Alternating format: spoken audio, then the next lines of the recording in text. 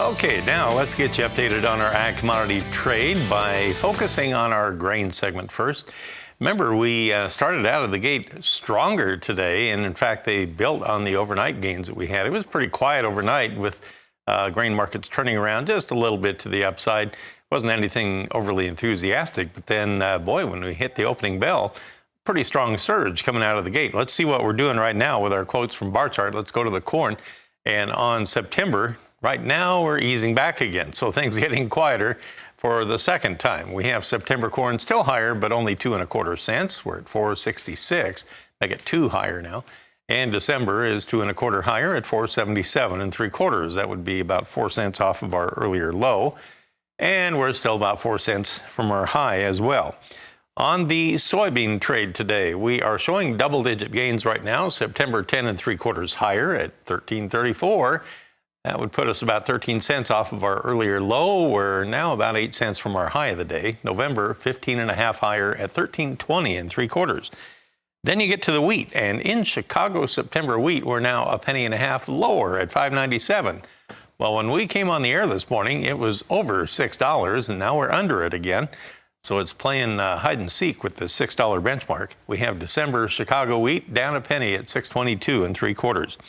Well, how's Kansas City holding up this morning? On September wheat there, we have a trade of 7.32 3/4, and now we're down 4 3/4 cents. So it looks like we're sagging now that we're about a whole half hour to 45 minutes into our trade.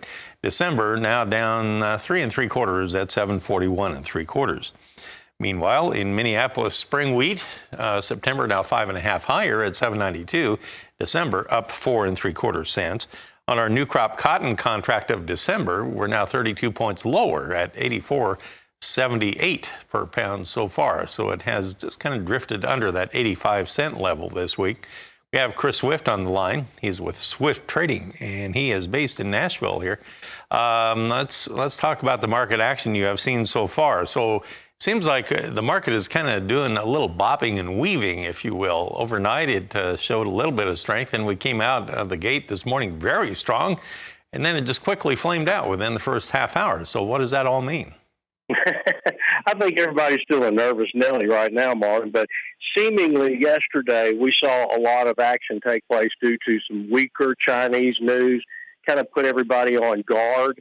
This morning we come back in and we start dealing with the same U.S. fundamentals, and that being we've got a really strong energy markets out there.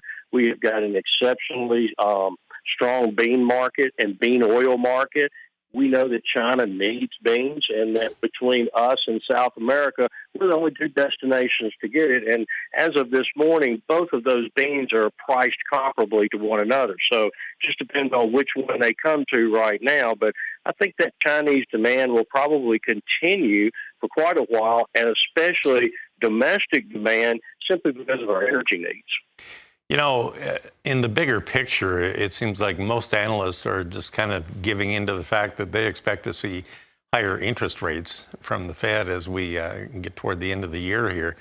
Do you fall into that camp? And if that does happen, I mean, how detrimental would that be on the ag commodity trade?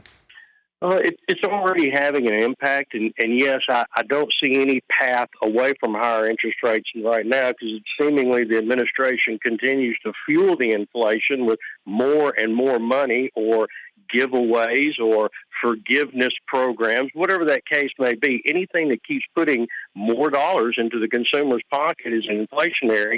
So the Fed only has one choice, and that is to raise rates. What about the energy market here? I wanted to ask you about that. Let's take a look at West Texas Intermediate crude. I mean, prices have been significantly higher than where they were here a couple of weeks back, but September crude oil is now down 27 cents. We're at 80.72. It had been higher there at one point this morning. So we had a little bit of a sell-off yesterday, but how much of a tie does this have to the ag commodity trade here? I'm not real sure any just yet. I think that the energies are moving higher simply because we have a weak energy policy here in the United States, and other countries that are oil producers are looking out for their bottom line and their best interest too, and it's not in their best interest to have cheap oil. So I think we here in the United States, because of our weak energy policies, we have to suffer through that. Well, I just wondered, in the bigger picture, what does that mean for the money flow from the commodity funds or the funds in general? I'm not real sure.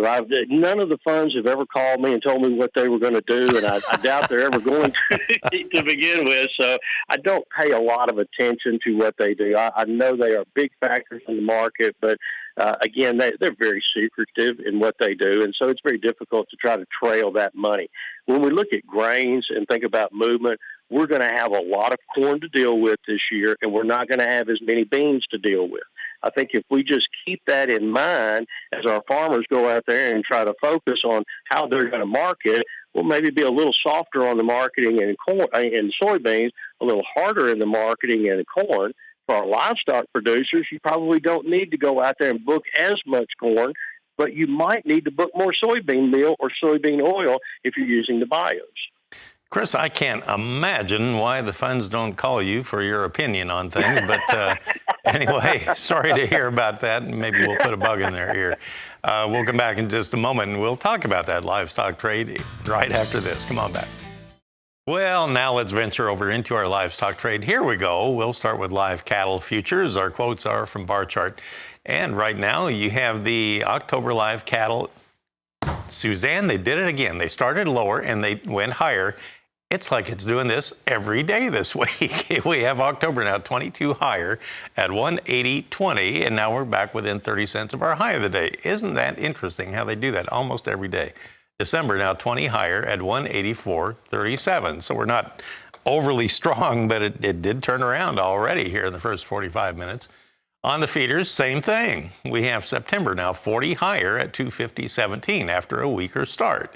And we have October now 47 higher, now 42 higher at 251.97. Well, the cattle market is nothing if not full of head fakes here this week. Okay, let's check out lean hogs. Well, they can't quite follow along. October now 35 lower at 77.85. December down 15 cents at 71.10 right now. Pretty quiet trading range, though. I mean, we're not even 70 cents wide from the top to the bottom in December lean hogs. Well, let's go back to Chris Swift. Chris, this is right in your wheelhouse with the cattle trade here. What is going on that makes this cattle market just bob and weave like it does, where it goes lower and goes higher and back and forth all day long? Well, the honest answer is nothing is going on here. Everybody is pretty much stuck with very high margins, very, very high input cost and very low margins to deal with. So the consumer seemingly right up here at the level of what he's going to pay for boxes. Boxes have fluctuated between, right at 300 to 310 for multiple weeks in a row now. Been sitting here dead steady between 180 and 185 in the futures, right at 188 in the live cattle. And the feeder market, probably the slowest of any. It is really consolidated, and we can see the cattle feeder out there having to pay $2,300, $2,400, $2,500 a head for these animals, and then put another $500 to $600 to $800 worth of feed costs into them. That makes for a very expensive animal, and really right now a fairly low return when that's projected out into the future. So I think all in all, not much of anything is happening, and that's why we're consolidating here in price. Well, I do know that I believe it was late last week we had some cash cattle trade that the majority of it, from what I heard, was hovering around 180, and here we have the August live cattle at 179.50 or so. So, I mean, they are kind of coming together somewhat on that nearby contract. We'll see who wants to blink first, if either one does. All right. Well, thank you, Chris, for explaining everything. Great stuff. Chris Swift of Swift Trading in Nashville with a look at our markets here.